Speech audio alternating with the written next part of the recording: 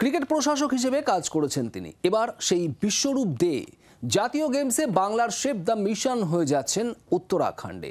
তার আগে পেলেন স্থানীয়দের সংবর্ধনা। উত্তরাখণ্ড এবার জাতীয় গেমসের আসর বসতে চলেছে।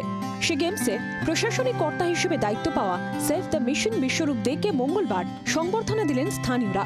হাজির ছিলেন প্রাক্তন ফুটবলার মানস ভট্টাচার্য।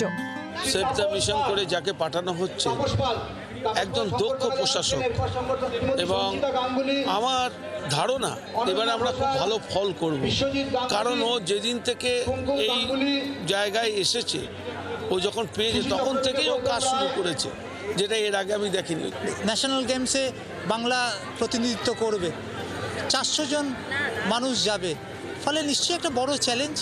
কিন্তু এই যে আজকে শুভেচ্ছা দেখছেন না, এটা আমাকে শুভেচ্ছা নয়, বাংলা দলকে শুভেচ্ছা, যাতে আমরা বেশি মেডেল পাই, মেডেল তালিকায় আমরা ওপরের দিকে থাকি। ঠান্ডা একটা বড় চ্যালেঞ্জ, কিন্তু আমার মনে হয় বাংলা এবার ভালো রেজাল্ট করবে, বিশেষ করে জিমন্যাস্টিক্স, টেবিল টেনিস, সাঁতার পদক পাওয়ার আশা তো আছেই। এবার দেখা যায় শেষ পর্যন্ত বাংলা কতটা সফল হবে তা সময় বলবে, কিন্তু বিশ্বরূপবাবু এখন থেকেই খেলোয়াড়দের একাগ্র করতে মরিয়া প্রচেষ্টা শুরু করেছেন। ক্যামেরায় অমিতের সঙ্গে দেবাঞ্জনের রিপোর্ট, জি 24 ঘন্টা। বাংলার আওয়াজ, বাঙালির আবেগ, জি 24 ঘন্টা।